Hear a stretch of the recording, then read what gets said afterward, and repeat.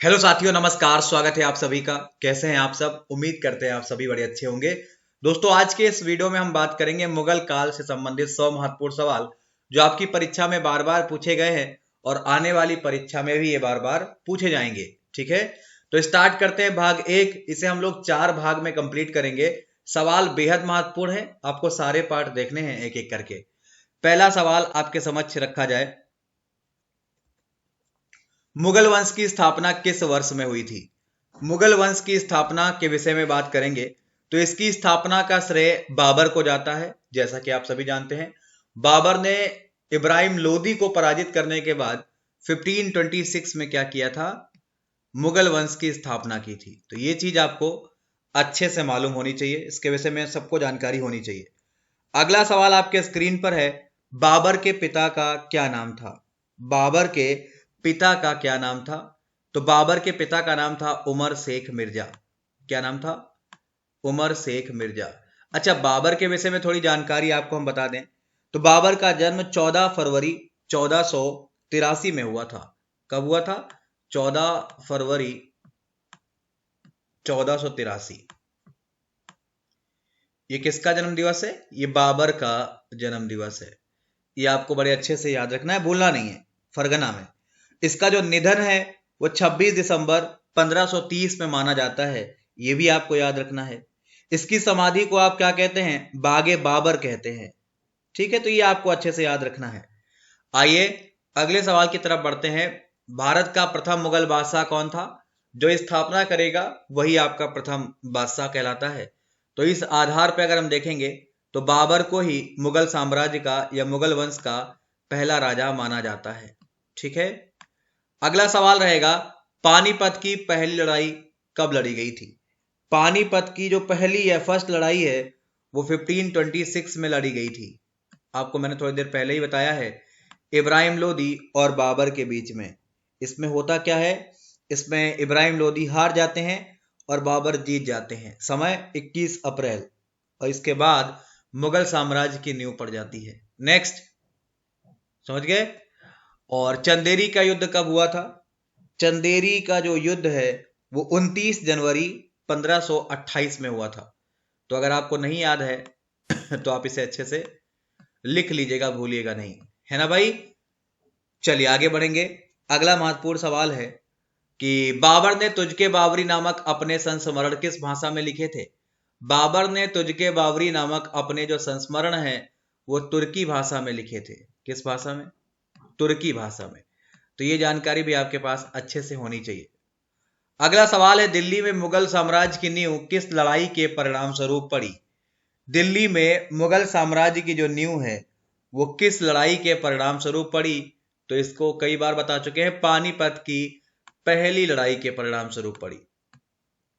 अगला सवाल है, विष्णु शर्मा द्वारा रचित पंचतंत्र का फारसी में अनुवाद किस नाम से किया गया? पंचतंत्र की बात कर रहा है, किसका है? विष्णु शर्मा का है। इसका फारसी में जो अनुवाद किया गया है वह किस नाम से किया गया है? तो अनवार सुहेली, ये नाम आपको याद करना पड़ेगा, इस रूप में किया गया है।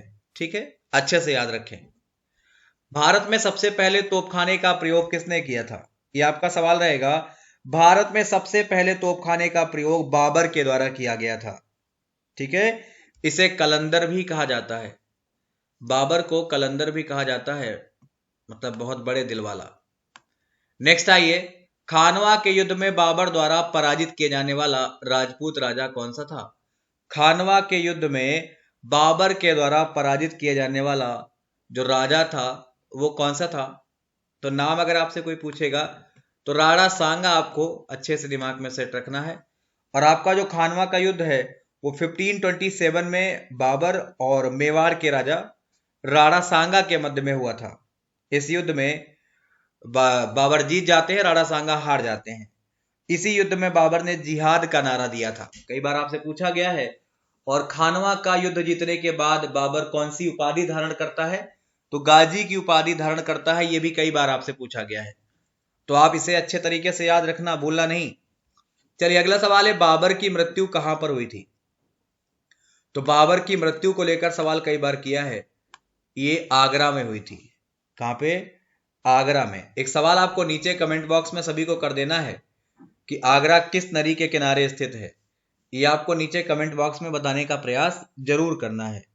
ठीक है भाई, चलिए। तो फिलहाल बाबर की मृत्यु 26 दिसंबर 1530 में हुई थी आगरा में, जो आप सब जानते हैं। पहले इसे नूर अफगान यानी कि आधुनिक आराम बाग में दफनाया गया था, लेकिन बाद में इसे काबुल इसका चुना हुआ स्थान था, वहीं पर इसे दफनाया गया था। तो ये आपको अच्छे से याद रखना है। पुराना किला किसने बनवाया था, ये आपका सवाल है।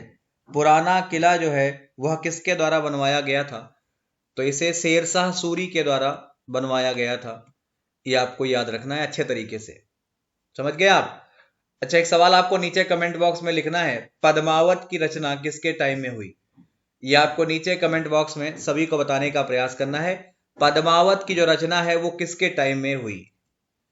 अगला सवाल है, 1540 में किस युद्ध के पश्चात हुमायूं को हिंदुस्तान से बाहर कर दिया गया था। 1540 में किस युद्ध के पश्चात हुमायूं को हिंदुस्तान से बाहर कर दिया गया था, तो याद रखिएगा कन्नौज। समझ गए, ये कन्नौज का युद्ध है, जिसको जीतने के बाद शेरशाह सूरी हुमायूं को पूरी तरीके से भारत छोड़ने पे मजबूर कर देता है।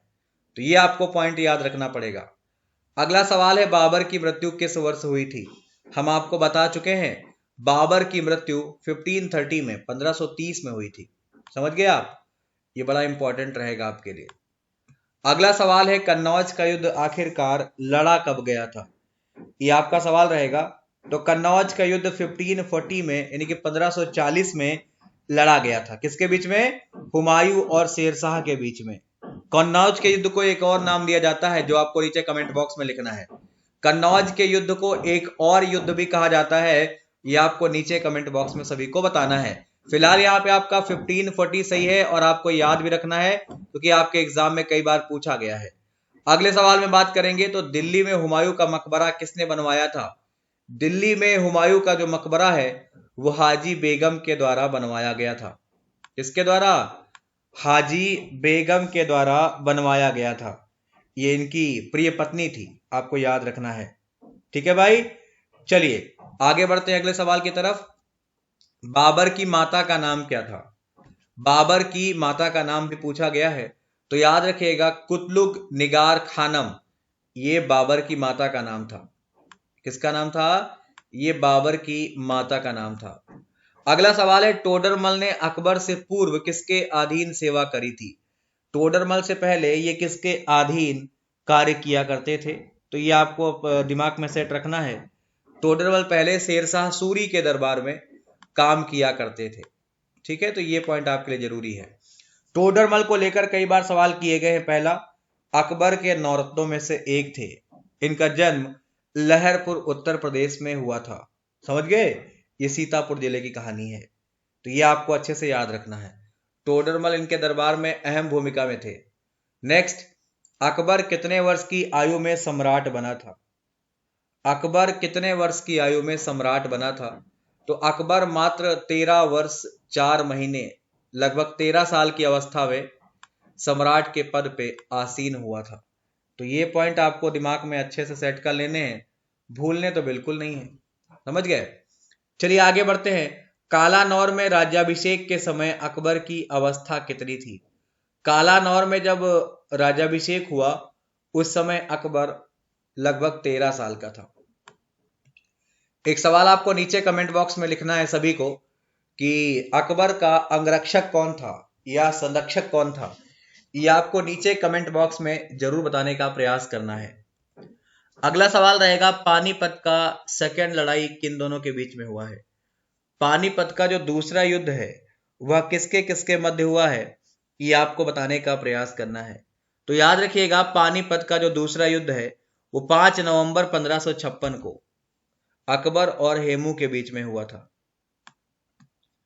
अकबर और हेमू के बीच में हुआ था, बड़ा इंपॉर्टेंट रहेगा। हेमू पराजित हो जाता है और पकड़ लिया जाता है, बैरम खां इसका सर काट देते हैं। महाभारत का फारसी में अनुवाद किसके द्वारा किया गया।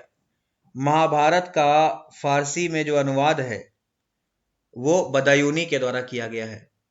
तो ये नाम भी आपको याद होना चाहिए, भूलेंगे नहीं आप सब। रामायण का अनुवाद फारसी में किसने किया था? रामायण का जो अनुवाद है वो फारसी में किसके द्वारा किया गया था? तो याद रखिएगा ये भी बदायूनी के द्वारा ही किया गया था। ये पॉइंट भी आपको अच्छे से याद होने चाहिए। किसने अकबर की जीवन कथा लिखी थी? किसने अकबर की जीवन कथा लिखी थी? ये आपका बढ़िया सवाल है, सभी बताइए। अबुल फजल, ध्यान रखें आप। अबुल फजल अकबर के नौरत्नों में से थे या नहीं, ये आपको कमेंट बॉक्स में बताना है। और बीरबल का असली नाम क्या था, ये भी आपको नीचे कमेंट बॉक्स में जरूर बताने का प्रयास करना है, क्या जवाब होगा क्या नहीं होगा। अगला सवाल रहेगा, किस मुगल बादशाह को जिंदा पीर के नाम से जानते हैं आप? किस मुगल बादशाह को आप जिंदा पीर कहते हो? तो याद रखिएगा औरंगजेब को आप जिंदा पीर कहकर पुकारते हैं। तो ये आपके लिए महत्वपूर्ण सवाल थे जो आपके एग्जाम में आने की प्रबल संभावना में है। ये तो आपका भाग 1 था जिसमें हम लोगों ने कितने सवाल किए हैं? इसमें हम लोगों ने मात्र 25 सवाल किए हैं। अब इसके 3 पार्ट और बाकी हैं जो आपके एग्जाम में बहुत बार पूछे गए हैं। तो इंतजार करिए आने वाले पार्ट का, क्योंकि एग्जाम के लिए जरूरी है तो आपको याद भी करना है। चलिए कुछ और बातें आपको हम बता देते हैं। अगर आपने अभी तक अनअकैडमी ज्वाइन नहीं किया है तो ज्वाइन कर लो, लिंक नीचे है जहां से आप मुझे फॉलो कर सकते हैं। अगर आप यहाँ पे पढ़ते हैं तो आपको टॉप एजुकेटर से पढ़ने का मौका मिलता है, आपकी तैयारी एकदम बढ़िया होती है, जबरदस्त होती है।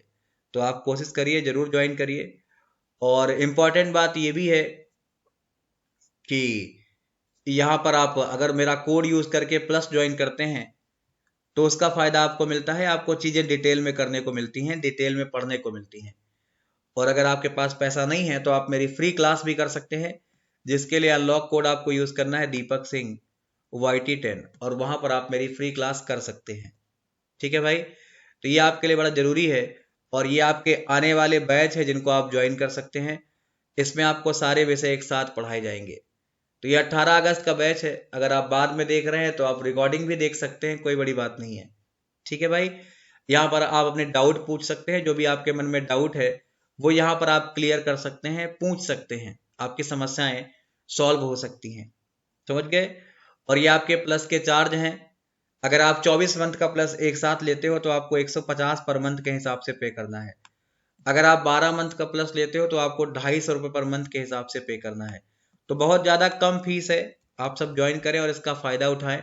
फिलहाल हमने 25 सवाल की बात करी है, पार्ट 1 को लेकर बात करी है। बहुत जल्द आपके समक्ष हम पार्ट 2 लेकर आएंगे। वीडियो को ऊपर से शेयर कर दीजिएगा आपके जितने भी जानने वाले हैं। बाकी मुलाकात करेंगे आपसे कल एक नए वीडियो में। धन्यवाद।